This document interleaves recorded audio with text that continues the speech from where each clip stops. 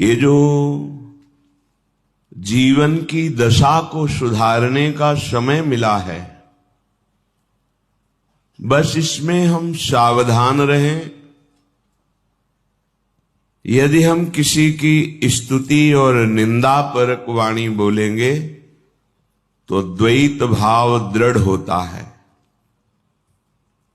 कोई दूसरा है, ये जब तक भाव रहेगा तब तक भगवत प्राप्ति में बहुत बड़ा विघ्न है।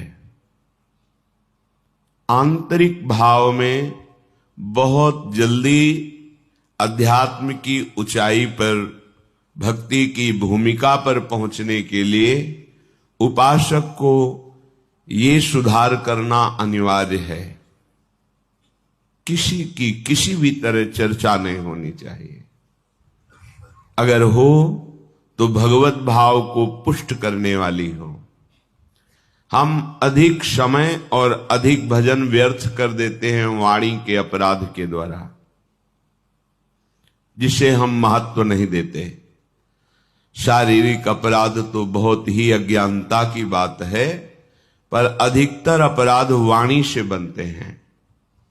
उपासक को हर समय ये सावधानी रखनी है, बोलना है तो भगवद वार्ता अपने प्रियालाल के विषय में या किसी महाभागवत के सिद्धांत, पावन उपदेश, पावन चरित्रों में, नहीं तो वाणी को मौन रखना है।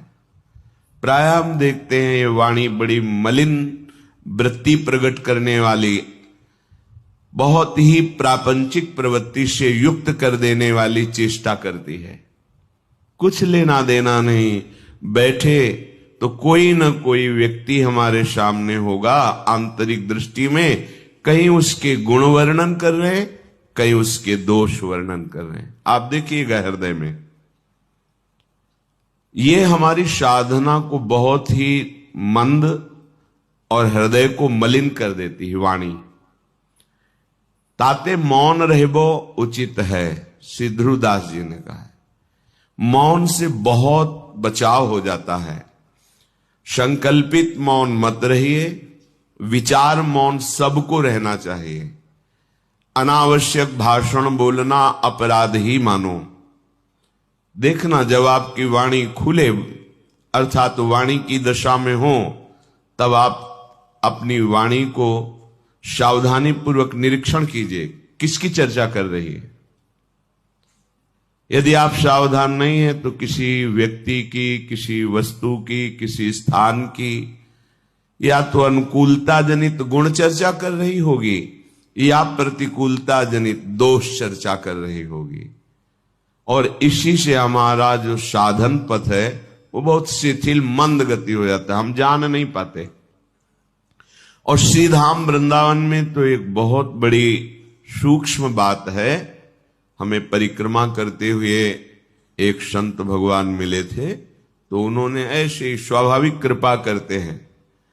उन्होंने कहा कि बाबा, एक बात ध्यान रखना, अगर यहां लाभ प्राप्त करना है तो किसी के विषय में दोष दर्शन मत करना और किसी के दोषों का वर्णन मत करना। नहीं तो जिन दोषों का आप वर्णन करेंगे वही दोष आप में बहुतायत रूप से हृदय में हो जाएंगे। परिक्रमा में खड़े होकर उन्होंने कहा था। उस बात का अनुभव भी हुआ है। अगर हमने किसी के दोषों का वर्णन किया है तो बहुत हृदय जला है और ऐसा अनुभव हुआ है कि वो दोष हम में है। इसलिए परमार्थ के उपासक को माया दोष दर्शन कराएगी, इसका काम है।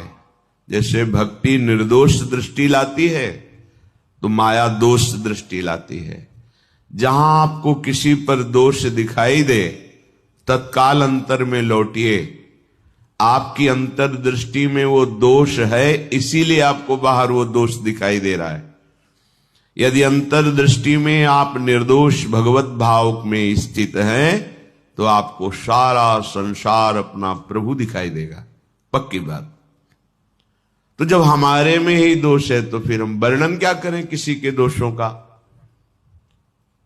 अपने हृदय को हमें पावन करके प्रियालाल के प्रेम रस से भरना है। किसी पर यदि किसी को दोष दिखाई देता है तो वो दोष अपने में होता है, इसलिए बाहर दोष दिखाई देता है। ये बड़ा अहंकारी है, ये व्यभिचारी है, ये पापी है, ये नीच है, तो सच्ची मानिए आपके अंदर वो वृत्ति है, तभी आप बाहर उस वृत्ति का दर्शन कर रहे हैं। नहीं तो देखो महापुरुषों ने देखा अपने आराध्य देव को, जित देखो तित श्याममयी, और कह रहे सिय राम में सब जग जानी, वो कह रहे सलवम खलमिदम ब्रह्म। तो इसका मतलब हमारी वृत्ति दूषित है। तो तेरे भावे जो करे भलो बुरो संसार, नारायण तू बैठ के अपनो भवन बुहार। हमें अपना हृदय पावन करना है, जिससे हमारे प्रिया प्रीतम हमारे हृदय में आकर विराजमान हो जाएं। ये गौर श्याम जोरी